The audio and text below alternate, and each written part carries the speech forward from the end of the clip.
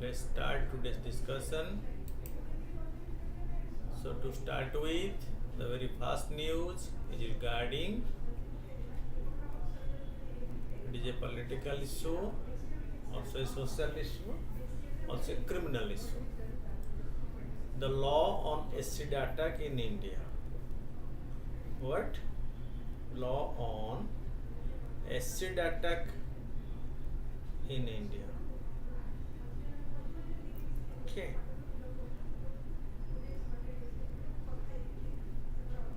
Law on acid attack. Okay.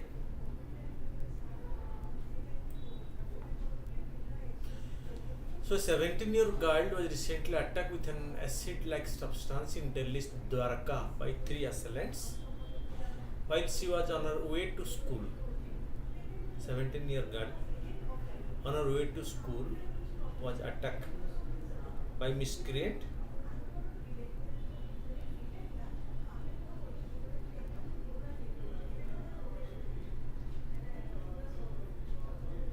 Okay. While the victim has suffered 8% burn and disfigurement of the face and neck area, the accused have been arrested by Delhi police. The incident has once again brought back to focus the heinous crime of acid attack and the easy availability of corrosive substances called acid. The easy availability make it easier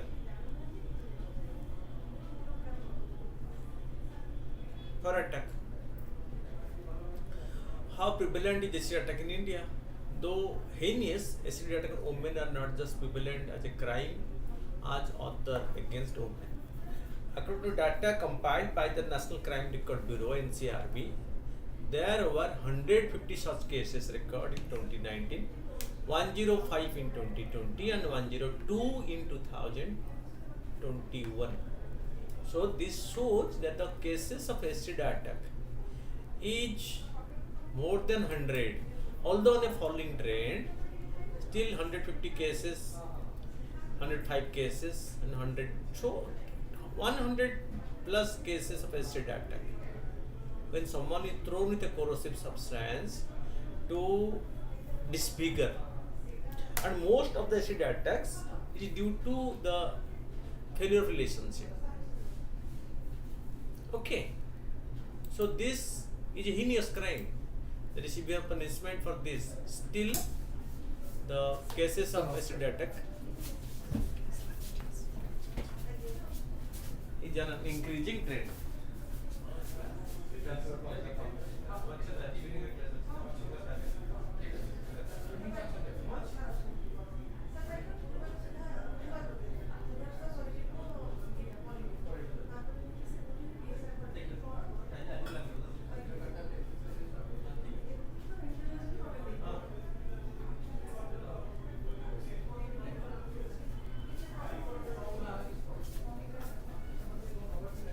Okay.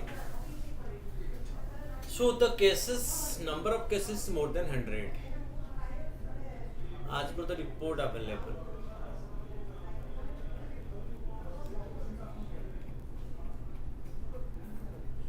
West Bengal and UP consistently record the highest number of such cases, generally accounting for nearly 50% of all cases in the country year on year. So two states, West Bengal and UP,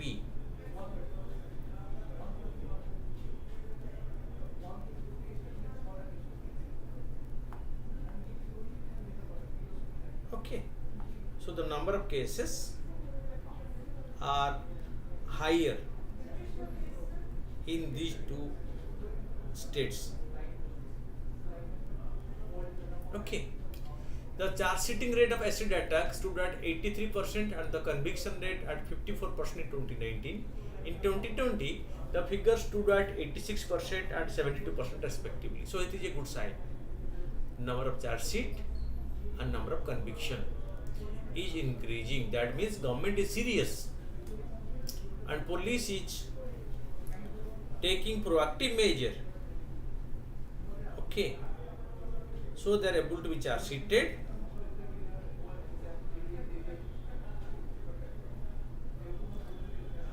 Okay. In 2021, This figure was recorded 89% and 20% respectively.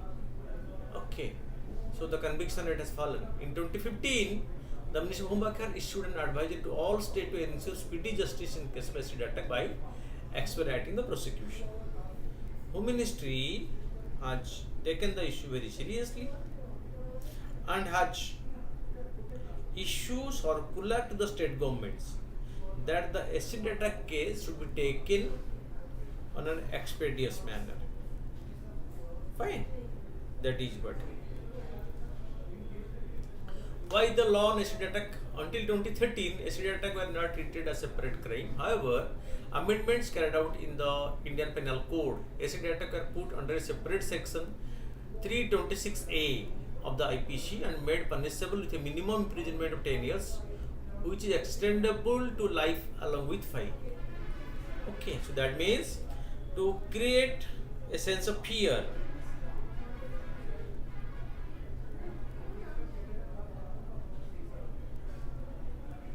Okay, in the mind of such criminals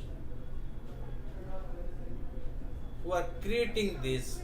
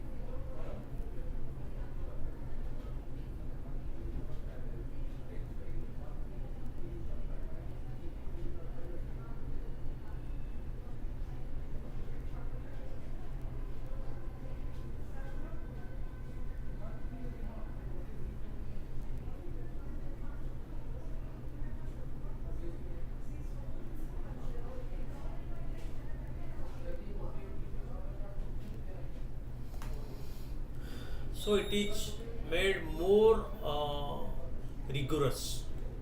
Imprisonment up to 10 years, which is extendable to life along with fine, to create a sense of fear in the mind of the person who are taking recourse to such activity. The law also has provisions for punishment for denial of treatment to victims or police officers refusing to give or register a FIR or record any piece of evidence. Denial of treatment by both public and private hospitals can lead to imprisonment or up to 1 year, and dereliction of duty by police officer is punishable imprisonment up to 2 years. Even if the doctor denied to treat or the police denied to receive the FIR, there is also provision for punishment to them, because this victim need proactive treatment and action.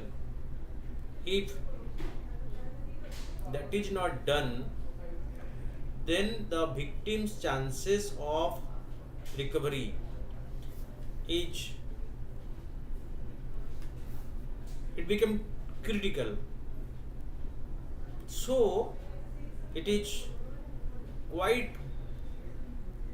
seriously being taken by the government, and government is has amended these things. In 2013, the Supreme Court took cognizance of acid attack and passed an order on the regulation of the sales of corrosive substances like acid. Based on the order, the Ministry of Home Affairs issued an advisory to all states on how to regulate acid sales and frame the model poisonous possession and sales rules. 2013, under the Poisonous Act 1919, it asks states to frame their own rules based on the model rules. The matter fall under the purview of the state. Who will sell acid, to whom it will be sold, how much can be sold, purpose to be known. Every detail is to be recorded before the sale of acid to any person as per the new law, because that is being used again and again for committing such heinous crime. According to the Ministry of Home Affairs direction and the model rules, over-the-counter sale of acid is not allowed unless the seller maintains a logbook register recording the sale of acid. This logbook was to also contain the details of the person to whom acid is sold, the quantity sold, the address of the person, and also specify the region for procuring acid. The sale is also to be made only when the buyer produces a photo identity containing his address issued by the government. The buyer must also prove he or she is above 18 years of age. Sellers are also required to declare all stocks of acid with the concerned subdivisional magistrate within 15 days, and in case of undeclared stock of acid, the SDM can confiscate the stock and suitably impose a fine of 50,000 for a breach of any of the direction, because its stockpiling and sale has been completely brought under government regulation. Fine.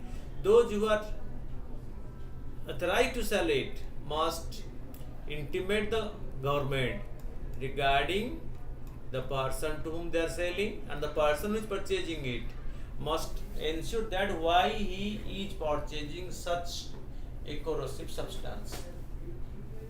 The rule asks educational institutions, research laboratory, hospitals, government departments, and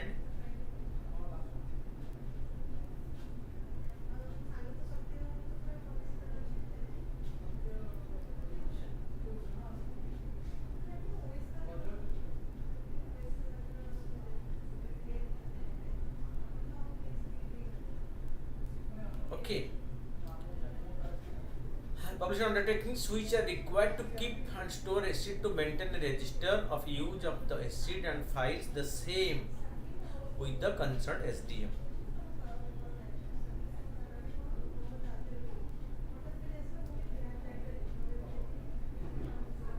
Fine.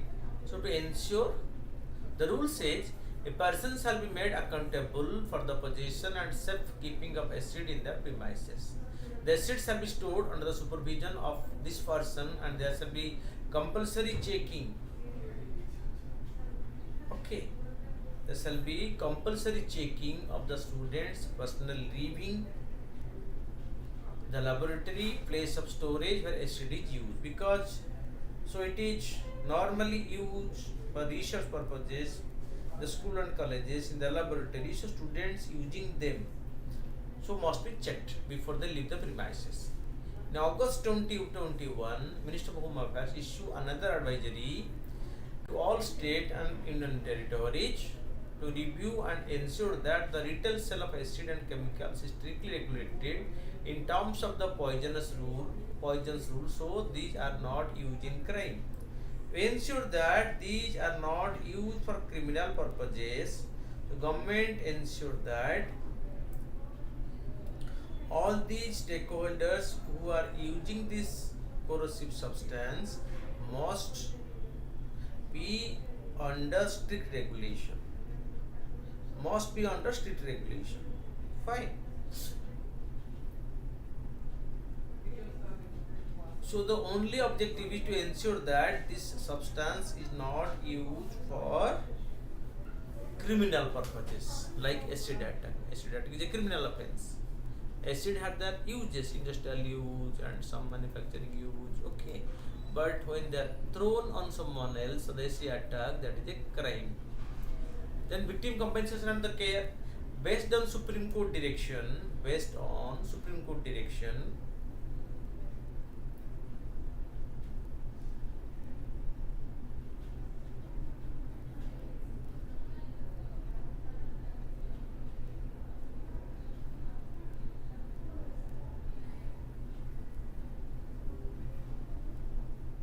okay. The Minister of Home Affairs asked states to make sure acid attack victims are paid compensation of at least 3 lakh by the concerned state government, Union Territory at the aftercare and rehabilitation cost. 3 lakh to start with. Okay.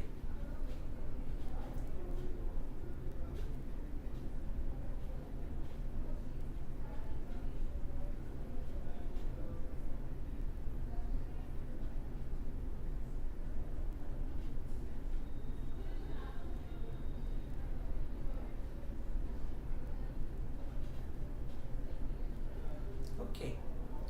Out of this, a sum of 1 lakh is to be paid to the victim within 15 days of the occurrence of such an incident to facilitate immediate medical attention and expenses in this regard. The balance sum of 2 lakh is to be paid as expeditiously as may be possible and positively within 2 months thereafter. Okay. So, instantly 1 lakh is to be paid and the next amount also to be paid. Okay. So, without any hassle, the person is able to get the amount at least to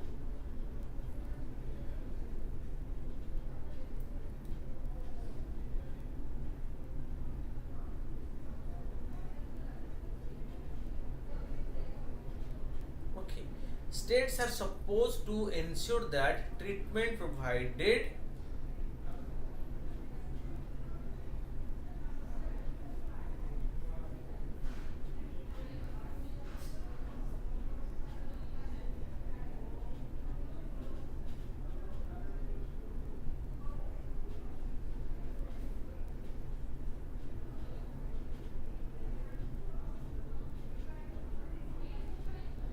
okay.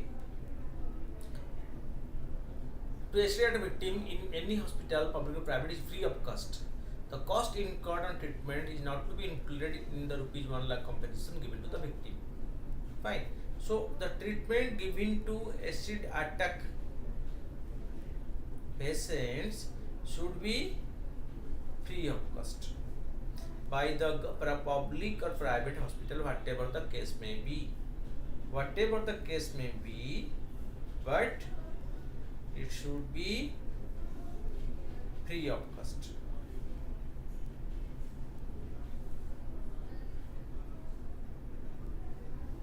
Okay. And this cost of treatment should not be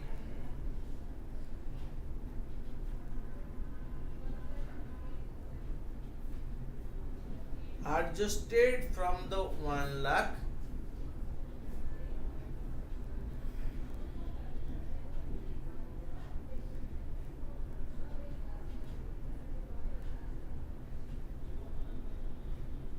okay, that is given as interim relief or compensation as per the new law.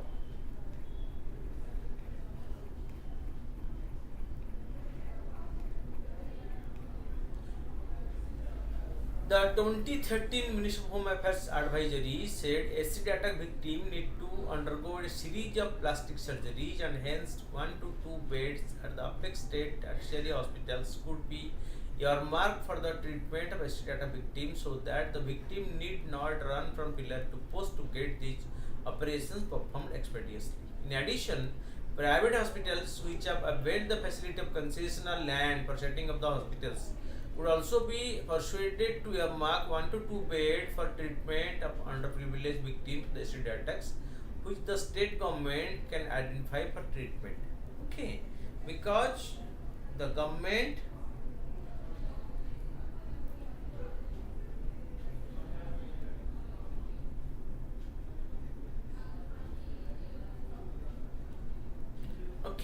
In addition, so state government, so private hospitals who have taken concessional lands from the state government can be persuaded to extend the same facility to the poor people. Apart from this, the Ministry of Home Affairs suggested states should also extend social integration program to the victim of for which NGO could be funded to exclusively look after their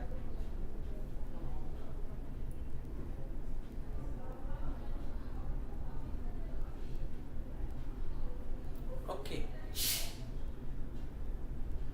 So the NGO that involved, then it will be better for their rehabilitation. Okay, because NGOs are doing commendable job in this domain, so this should be taken into confidence.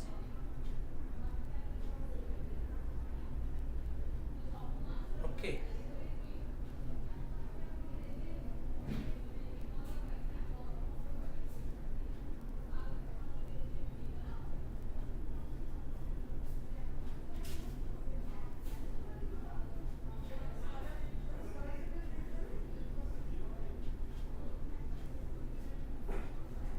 Okay. What else in this particular news? This is growing. The recent case has again highlighted that even with so many laws in force and the cases of acid attack is not falling drained. This is due to the mindset. And there should be fear in the mind of the person. Once they are into this activity, the law should be so strong and stringent that people will think before they commit such heinous crime. Okay, before they commit such heinous crime, so they should think that if we commit such crime, so we may not be scot free, and the punishment to us will be so severe that our complete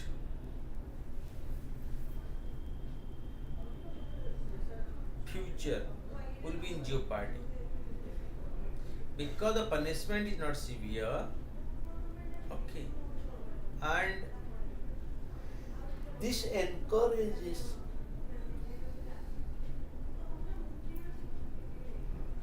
some person to commit such a crime. Fine. And the next news is regarding प्रधानमंत्री विरासत की संबंध scheme PM Vikas. The Ministry of Minority Affairs informed that the Pradhan Mantri Kaushal Kam Karyakram has now been named as Pradhan Mantri Virasat Ki Sambardhan Scheme or PM Vikas. The integrated scheme converges 5 erstwhile schemes of the ministry which Sikho aur Kamao Learn and Earn is a scheme implemented by the Ministry of Minority Affairs since 2013-14 and is aimed at skill development of the minorities.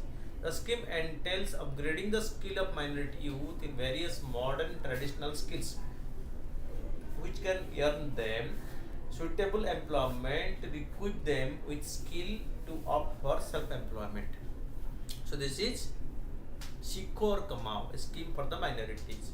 Okay, because minority are also on the focus of the government because of their socio-economic conditions after the report from the government, that committee. Okay, so government is right now in the process of launching so many programs. So Sikho aur Kamao is one such program.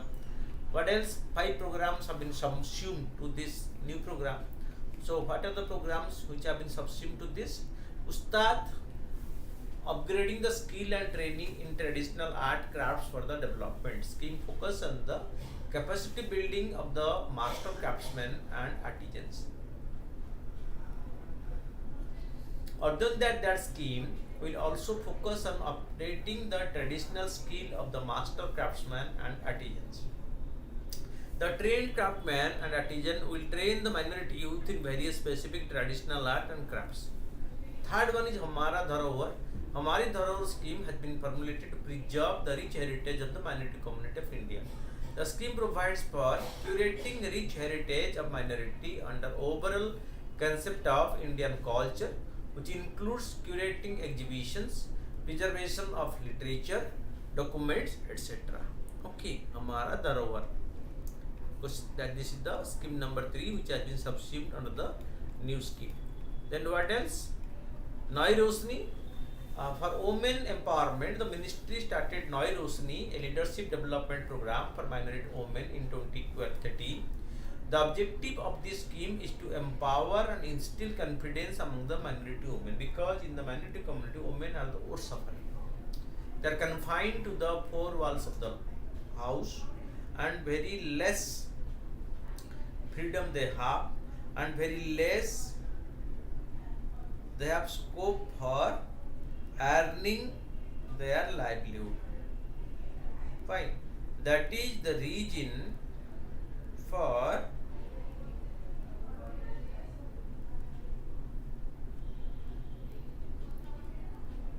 their backwardness. So they are treated like commodity. Fine. They are treated like commodity. So that need to be changed. This mindset need to be changed, and is the program for that. Nai Manjil scheme of Nai Manjil aim to benefit the youth, both men and women, belong to the Sikh ratified minority community of 13 to 30, 17 to 35 years of age, who do not have formal school leaving certificates. Then those in the category school dropouts or educated in community education institutions like madrasas. Okay, these 5 schemes have been subsumed to PM Vikas. Okay, PM Vikas aims to improve livelihood of the minorities, particularly the artisan community, using the component of skill development, education, women leadership, and entrepreneurship. This need to be focused. Okay, and they want to involve all them for providing the services to the minorities, okay, in a more integrated manner, so they will be upgraded in their skill, exposure, and that will lead to increased livelihood or increased income for them. Fine.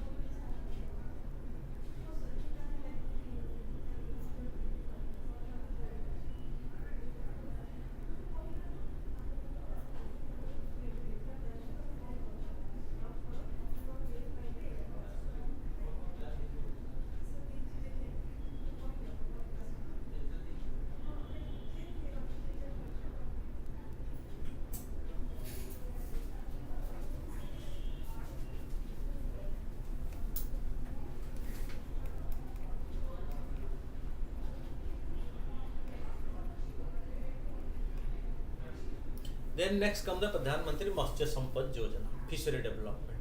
Union Minister of Fisheries, Animal Husbandry and Dairy informed about the scheme to Rajya Sabha.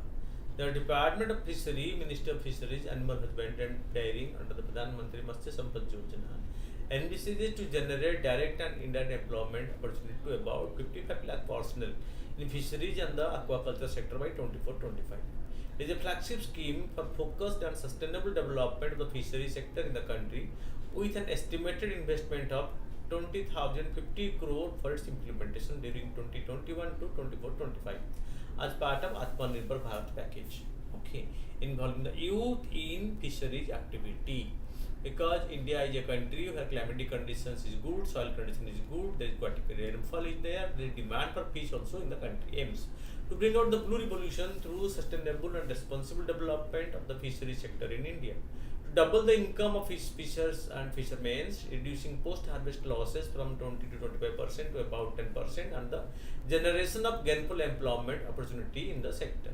Implementations. It is implemented as an umbrella scheme with two separate components, namely the central sector scheme. The project cost will be borne by the central government. The entire project unit cost will be funded by the government of India. Okay, 100% funding by the government of India. The first one, the central sector scheme. Then the next part will be the funding of the next part, centrally sponsored scheme.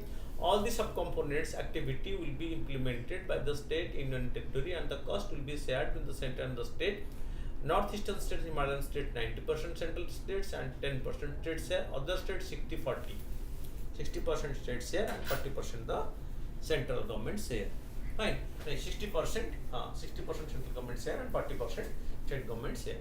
But in the northeastern states and Jammu Kashmir, okay, so Himalayan states, okay, so this will be 90 and 10, 90% by the center and 10% by the state. A well-structured implementation framework would be established for the effective planning and implementation of Pradhan Mantri Matsya Sampad Yojana. For optimal outcomes, cluster or area-based approach could be followed with requisite forward and backward linkages and end-to-end solutions. Approach: cluster or area-based approach and many new interventions such as fishing vessels,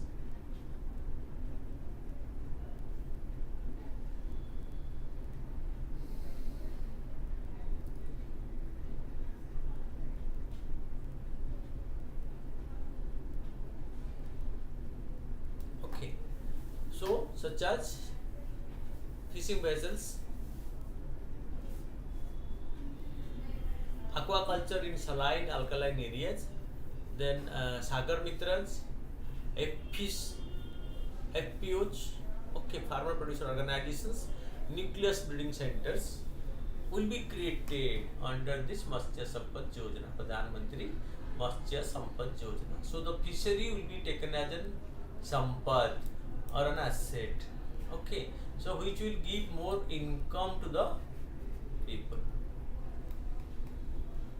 Achievement: from 2019, 2020 and 22, the fishery sector had an incredible growth of 14.3%. Fish production has increased from 141.6 lakh tons in 2019-22 to 161.87 lakh tons in 21-22. The sector achieved all-time high export of 13.64 lakh tons, reaching rupees 57,587 crore, topped by shrimp export. So India is a major shrimp exporter, and so our earning from that has been substantial. And in this also, this particular support,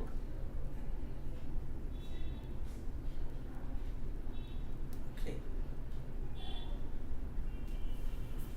fish production has increased from 141.64 lakh ton in 2019 to 161.87 lakh tons.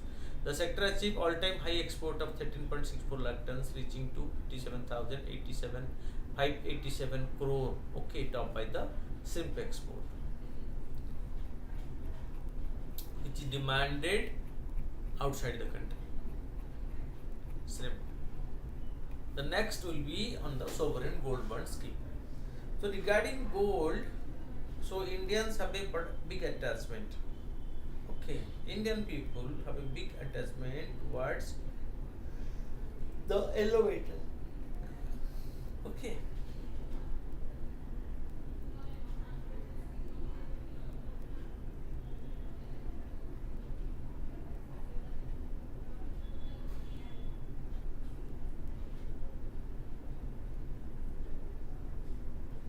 Okay.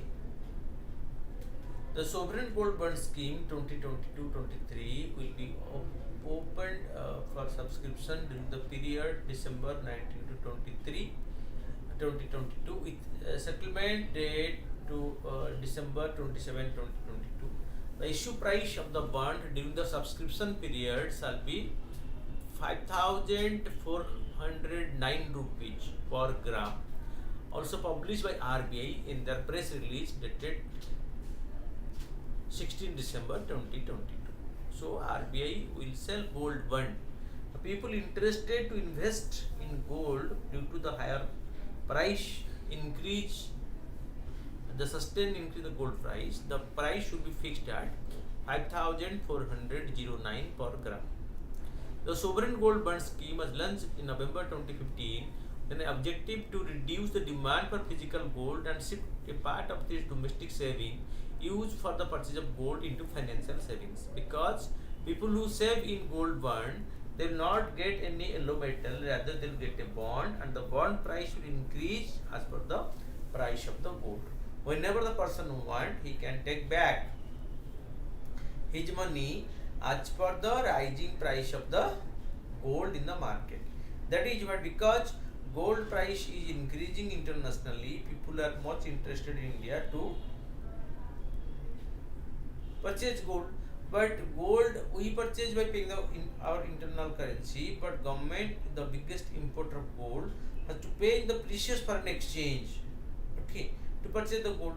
That is why government is not in favor of huge gold import, and that is why to reduce the people's dependence on the yellow metal, government has brought this sovereign gold bond, by which those who are interested to involve in gold, there are two category of people. Some people purchase gold for consumption, means use. Some people invest in gold, and this sovereign gold bond scheme is more appropriate for the people who are not gold consumers, but they are the investors in gold, because gold gives them a good return, okay, in certain time span. So they are interested to invest in gold, so they'll be able to get quick return at the earliest on their investment. Fine. That is the objective of the government and the scheme. So to make it popular, okay. The gold bond scheme was launched in 2015 with an objective to reduce the demand for physical gold and shift a part of the domestic saving used for the purchase of gold into financial saving. The gold bond are issued as Government of India stock under the Government Security Act 2006. Government issues the gold bond. The people purchasing gold bond purchase gold bond, not the yellow metal. The price of the gold bond increases with the market price of the yellow metal. These are issued by the Reserve Bank of India on behalf of the Government of India. Bonds are sold through commercial banks, stockholding corporations of India Limited, designated post offices, and recognized stock exchanges. So they are authorized to sell this.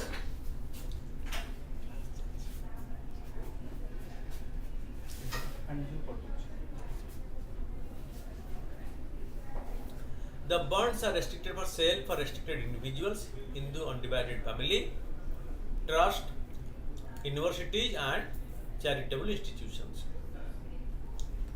The issue price, the gold price are linked to the price of gold of 999 purity 24 carats, published by Indian Bullion and Jewelry Association, Mumbai. A fixed rate of 2.5% per annum is applicable to the scheme, payable semi-annually. That means the interest rate will be 2.5% on the value of the gold.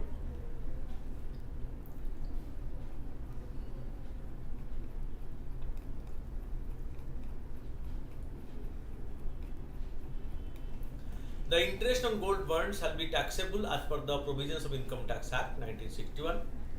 Minimum permissible limit is 1 gram of gold. Gold bonds can be purchased in the multiple of 1 use up to certain threshold for different investors. The upper limit for retail individuals investors is undivided family is 4 kg each per financial year. For trust and similar entity, an upper limit of 20 kg per financial year is applicable. They can invest up to 20 crore in gold bond. They are issued as bond. The price increases as the price of the gold in the market, and there are also a 2.5% assured return on them per annum.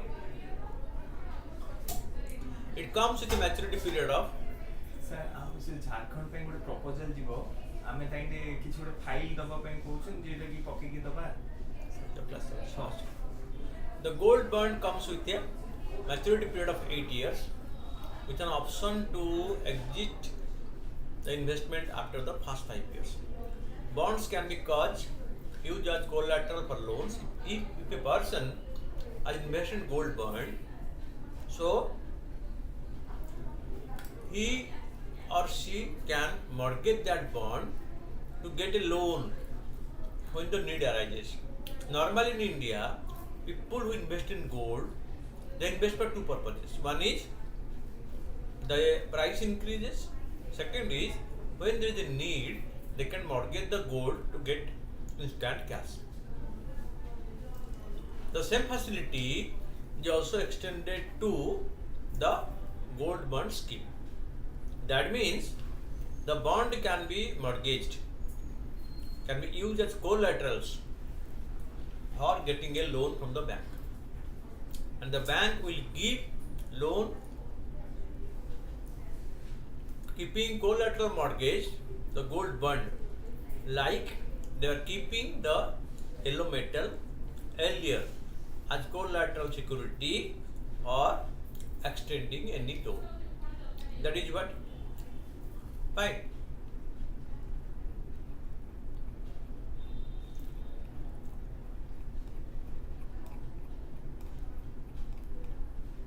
Then the next is about the missile.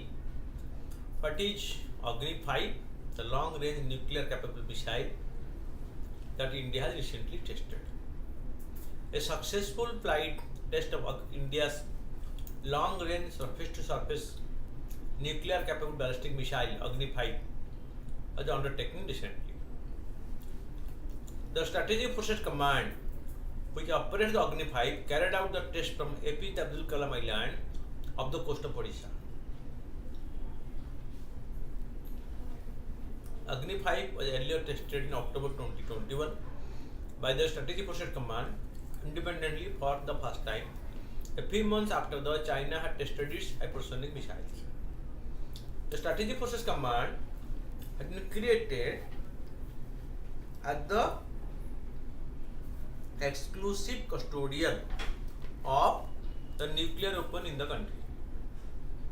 After India's second nuclear test, to face the international community, India came with the nuclear doctrine and created a nuclear structure in the country with the political council, the executive council, the chief of staff committee, okay,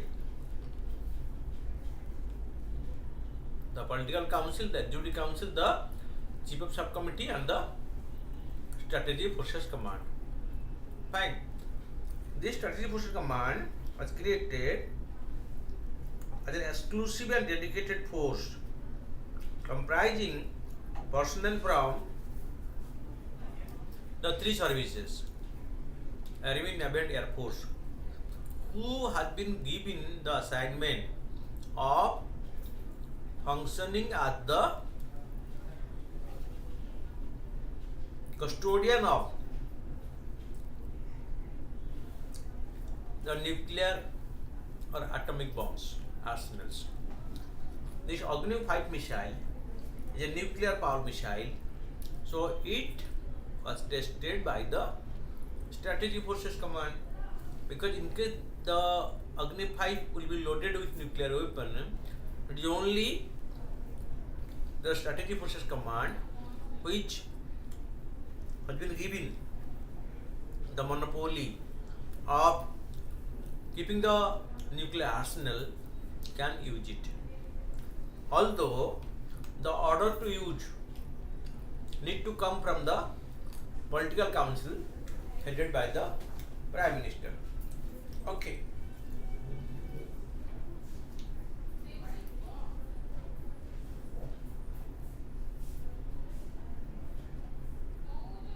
The latest test comes a few days after Chinese and Indian troops clashed at the line of actual control in Tawang in Arunachal Pradesh.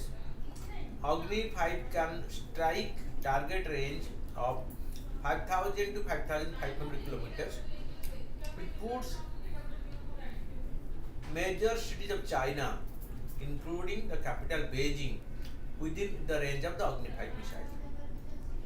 India's Agni 5 missile has a long trajectory, and this has the capability to strike at different cities inside China. Fine, because it is a missile, the Agni 5-1, a surface-to-surface missile, and it is a technology demonstrator. It is India's first ICBM, intercontinental ballistic missile. Fine, intercontinental. It can be fired from one continent to reach another continent. That is why it is called as the intercontinental. Fine. And all sophistication in technology had been added in it to give it the thrust or the boost of New India. Fine.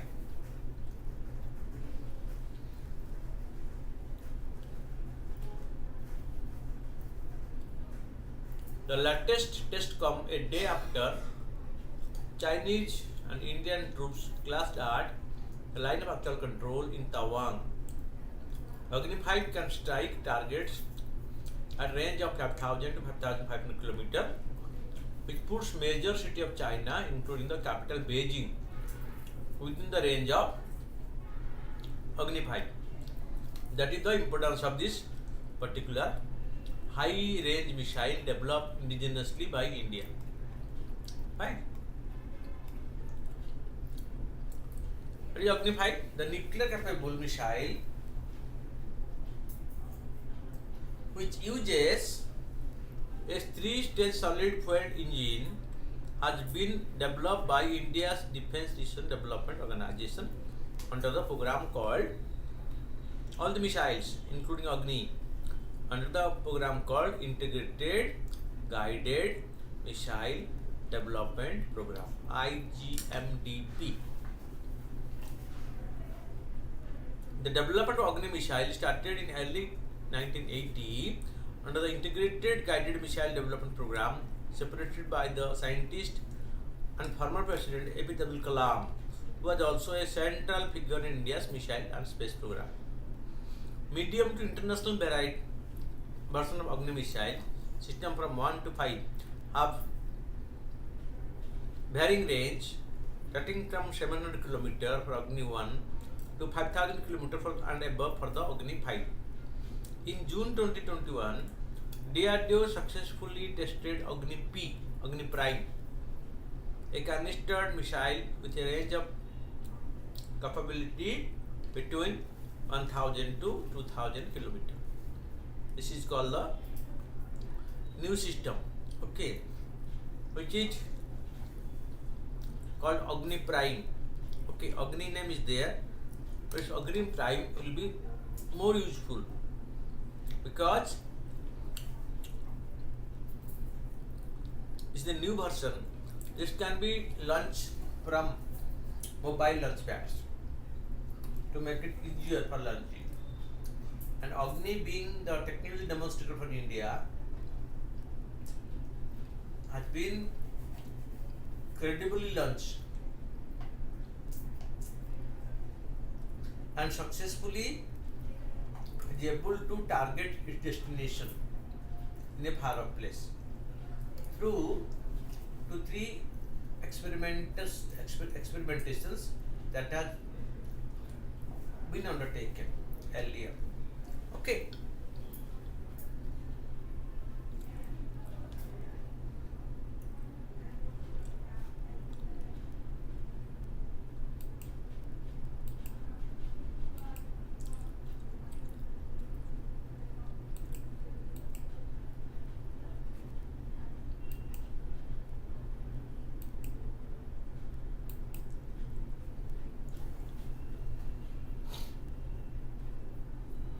The development of Agni missile started in early 1980 on the Integrated Guided Missile Development Program by scientist and former Professor APJ Abdul Kalam, who was also a central figure in India's missile and space program.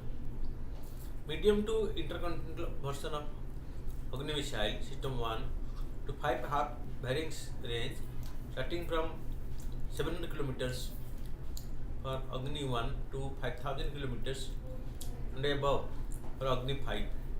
In June 2021, the DRDO successfully tested the PA canistered missile with a range of capacity of 1000 to 2000 kilometers. DRDO in its quest to make India more self-reliant in defense technology in general and in especially in the space program, especially satellite launching, they are launching their stations, etc. Fine.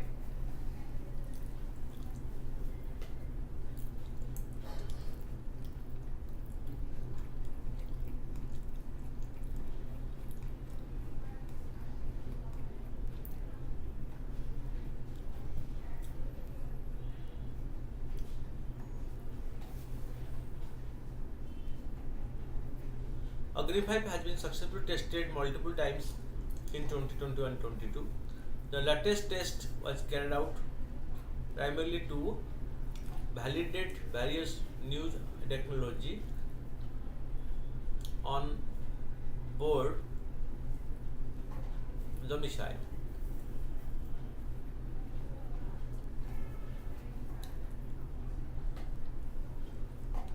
The flight performance of the missile was tracked and monopolized by the Rayguns. Range stations and tracking of such system will through the mission, including by the assist development in the state.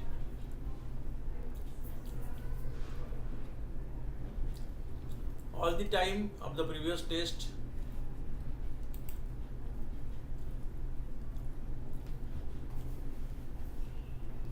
in October 2021, the Minister of Health Defense has suggested and has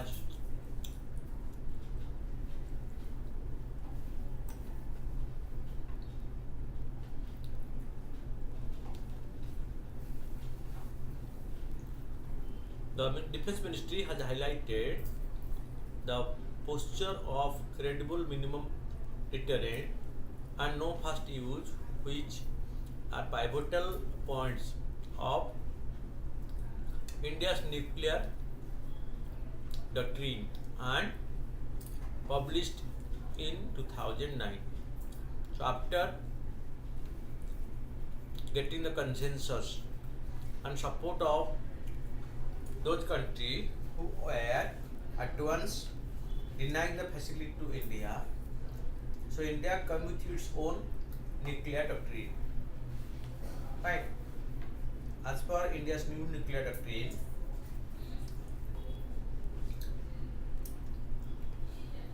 so published in the post Pokhran incident.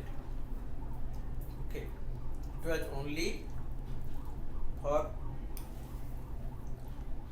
ensuring safety and security. These measures are being taken up.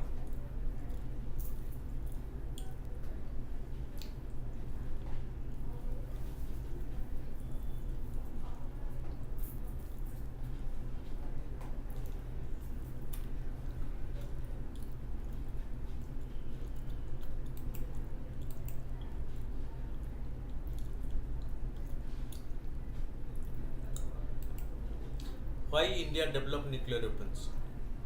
It's a big issue, and India justify it on the ground, being surrounded by hostile neighbors. So I must develop my nuclear weapons as minimum credible deterrent. This basically means India should never use nuclear weapons for in the conflict situation, but only as retaliation, and the serial maintained led to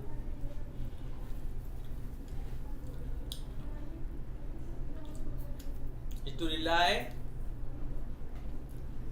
only deter the publicity on the attack on stage, but undertook the test.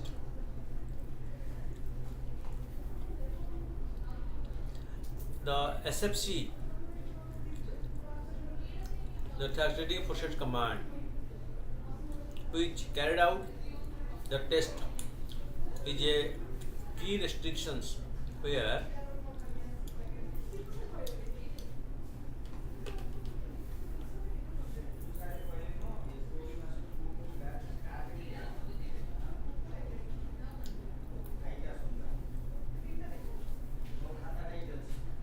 the Nuclear Command Authority is the sole body which can authorize the use of nuclear weapons. It comprises a political council, also an executive council. The Pacific founded in the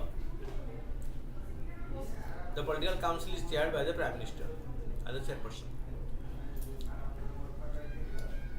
The Executive Council, headed by the National Security Advisor, provides input for decision making by the Nuclear Command Authority under the Prime Minister, who, being a civilian, is the ultimate decision maker for the deployment and use of nuclear weapon. Okay. Such situation occurs, the option is already there. Okay.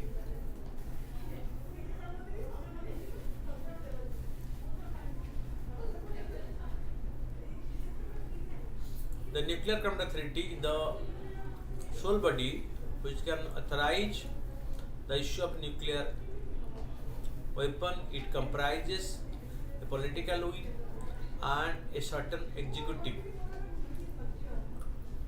The political council is chaired by the Prime Minister and the executive council is chaired by the National Security Advisor. It provides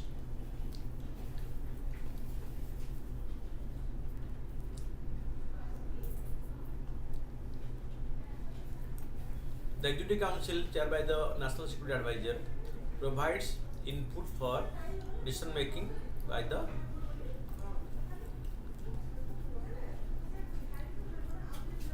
Nuclear Command Authority.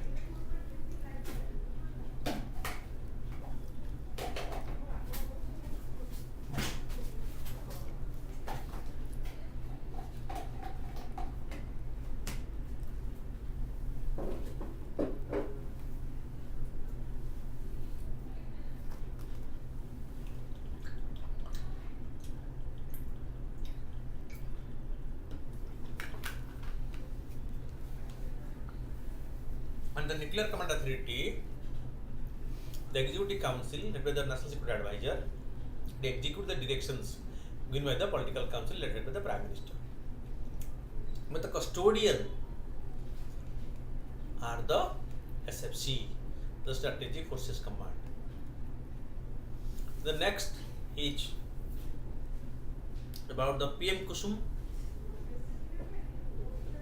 It was launched in 2019 by the Minister of New and Renewable Energy. It envisages income generation scheme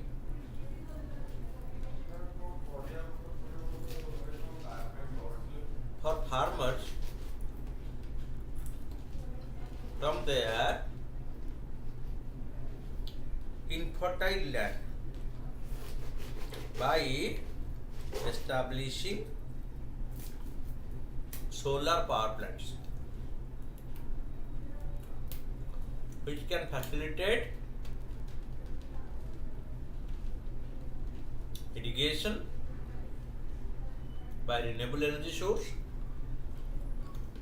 and it also aims to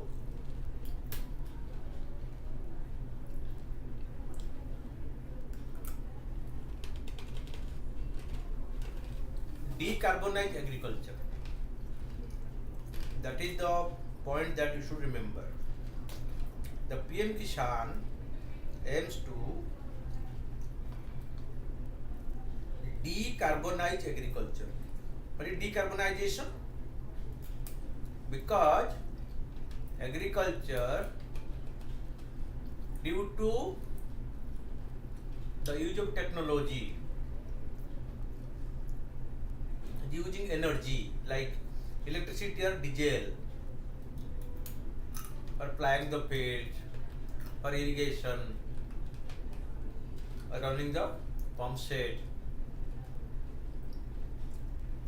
So decarbonization process involves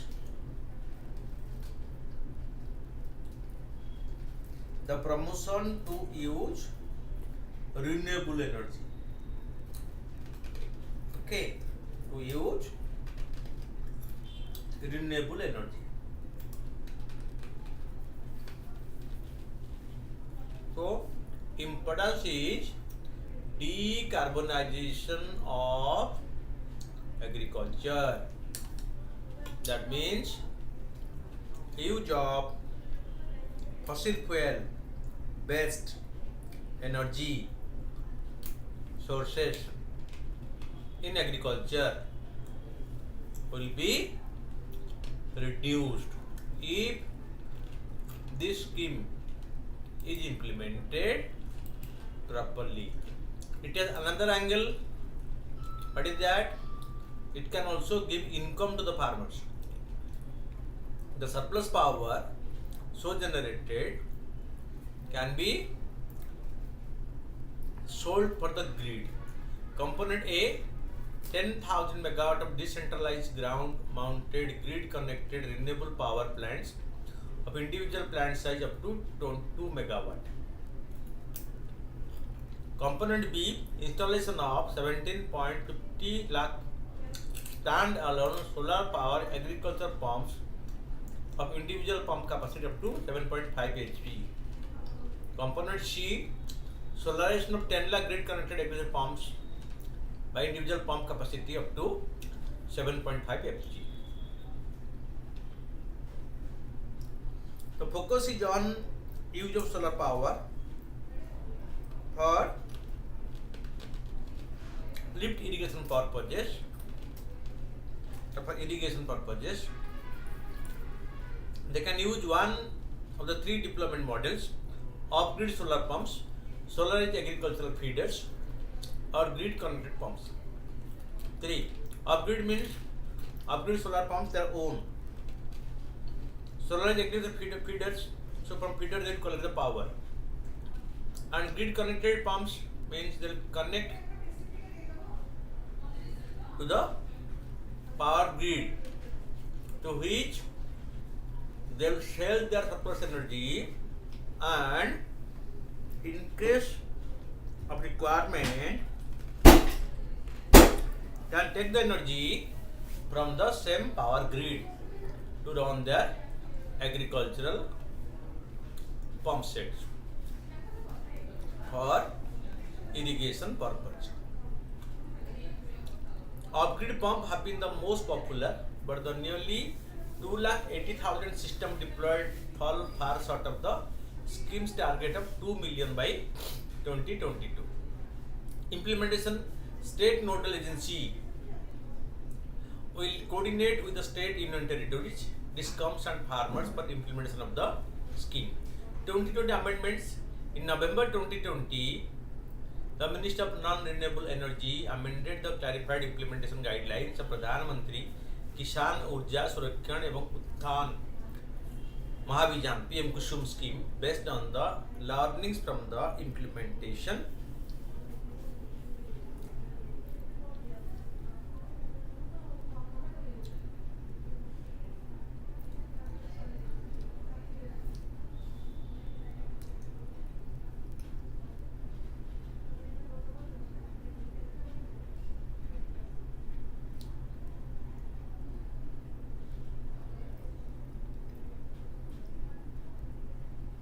Okay,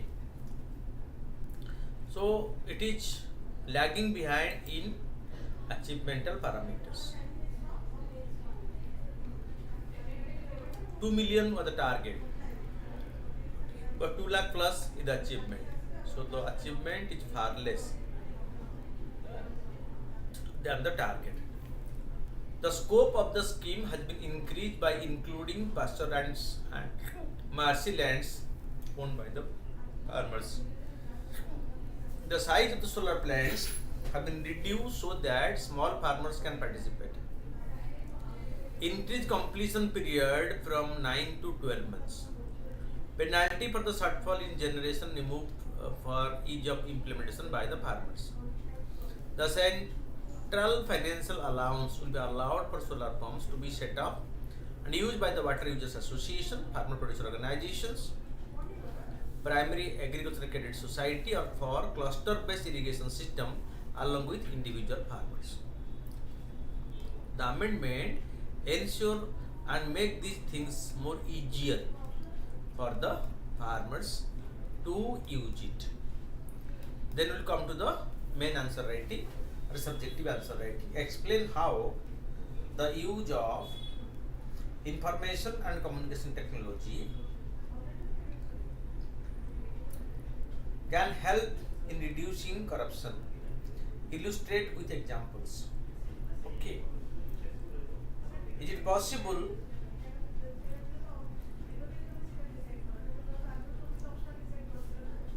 to reduce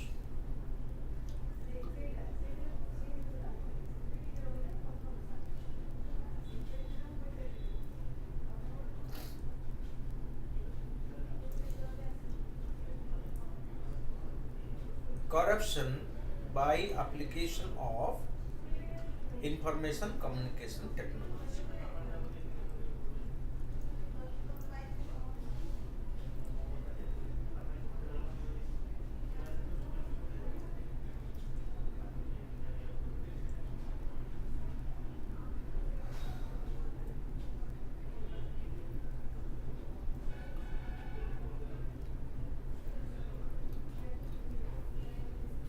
Information communication technology (ICT) is defined as a diverse set of technological tools and resources used to transmit, store, create, share, or exchange information. These technological tools and resources include computer, the internet, live broadcasting technologies, recorded broadcasting technologies, and telephony, okay, video conferencing, fixed to mobile, satellite, etc. Where this ICT is used to provide the services to the common people. Okay, right now government is using this information communication technology in a wider scale to provide services to the people. Utilization of ITC in reducing corruption. Sharing information. Technology can be used to provide platform for sharing informations on cases of corruption, which can raise awareness of these cases and may act as a deterrent. For instance, platforms such as I Paid a Bribe in India provide crowd-sourced information on demand bribery in different contexts. Automation of digitization of government processes and services. Technology has been used to automate government processes and reduce the face time public officials in certain positions have with the public. Automation may limit the discretion of public officials, increase transparency, and make it more difficult for corruption transactions to be affected. For example, the introduction of e-filing of ITR and faceless tax appeal reduce the instances of tax regime and bribe culture in tax officials. Things become transparent and people use it on the time scale. Okay. Efficient delivery of services. The use of ICT can help in bringing efficiency in service delivery mechanism in many government schemes. For example, more than 40 the food grain under public system do not reach the fair price shop. This can be reduced through the application of ICT. Better grievances redressal system. ICT enables citizens to register their grievances online without any interaction with the officials or intermediaries. In India, centralized public grievances redressal and monitoring system is an online platform available to the citizens 24/7 to lodge their grievances to the public authority on any subject related to the service delivery. So this shows that in case the ICT is used for providing services, the chances of corruption will be reduced. Better implementation and monitoring of schemes. ICT along with blockchain technology, artificial intelligence, etc. can help the government through better implementation and monitoring strategies. For example, the Pragati platform in India is a multi-purpose and multimodal platform that is aimed at addressing common man's grievances and simultaneously monitoring and reviewing important programs and projects of the government of India. India is on an upward trajectory in terms of digitization, albeit there are more ground to cover in rural India. Digital literacy program like the Pradhan Mantri Gramin Digital Saksharata Abhiyan can also be ramped up in order to create greater transparency and accountability within delivery system. Meanwhile, digitization of internal processes of the government and data-driven tech innovations are area that could be explored to further strengthen the integrity system and the disrupt corruption risk. So, use of ICT will no doubt reduce the chances of corruption to a considerable extent. It is sure. Then come to the MCQs. What is the purpose of the government sovereign gold bond? To bring the idle gold laying in the government household into the economy, right? To promote FDI in the gold and jewelry sector, no. Reduce India's dependent gold import, that is correct. So 1 and 3 are correct. So right answer will be C for question number 1. So right answer is a C because 2 is incorrect. It's not allowing FDI in the gold sector. Then coming to question number 2.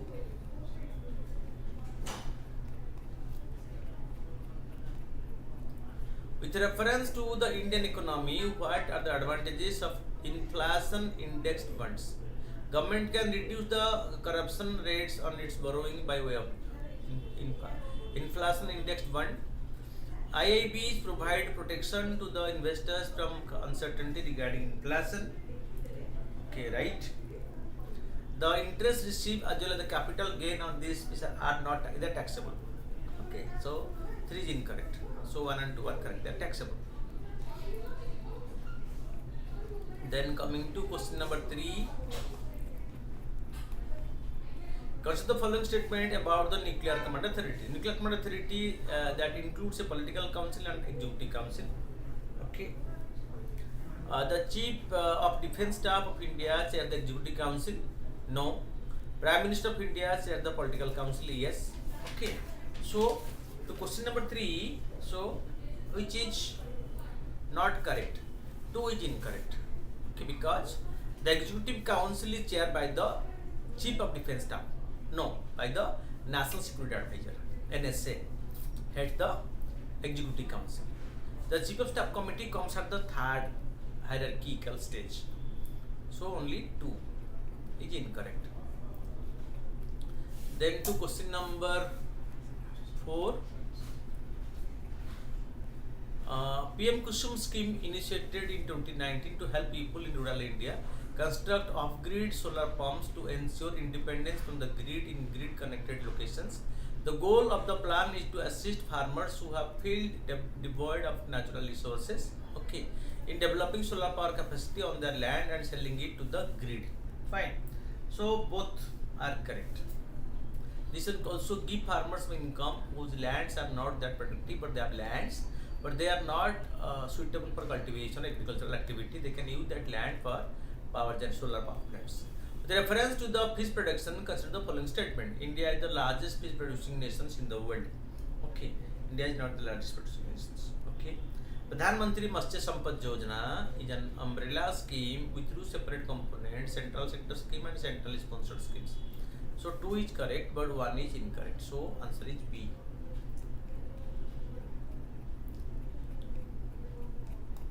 India has vast potentiality, but that remains unexplored in the fishing sector. The reference Pradhan Mantri विरासत की संवर्धन PM विकास scheme का following statement. It is an integrated scheme converts 5 erstwhile schemes of the Ministry of Women and Child Development. Child Development? No, it is the Minority Affairs. Ministry of the Minority Affairs. PM Vikas aims to improve livelihood of the minorities, particularly in the artisan community. So 2 is correct, 1 is incorrect. So answer will be B, because only 2 is correct. It is Ministry of Minority Affairs.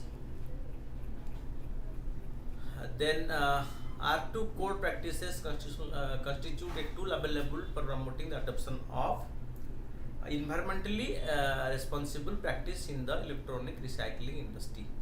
Okay, R2 recycling, reuse. 7 is A.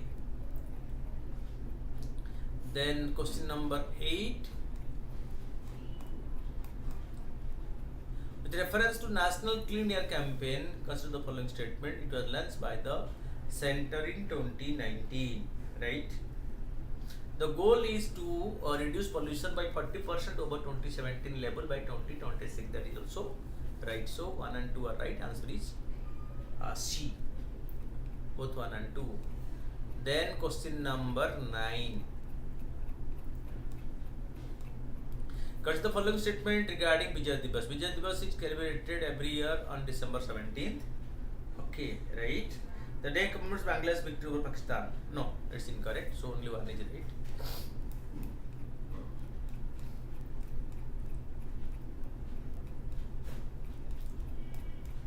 Then it is an consider the following statement. The Youth Co-Lab initiative launched by the UNDP India in partnership with the Atal Innovation Mission. Okay. Incorrect. Passionate youth founders with solutions that solve real problems. So this is also incorrect. Okay, both are correct schemes. So this is UNDP India in partnership with the Atal Innovation. This is lunch, right? Passion youth funding solutions are also right. So incorrect means neither 1 or 2 are incorrect, because both are correct answer options. So if right answer it is incorrect means D. If it's correct it is C. So questions come incorrect. So answer will be D. Neither 1 or 2 are incorrect, because both are correct. This way we are completing today's session. Keep watching regularly.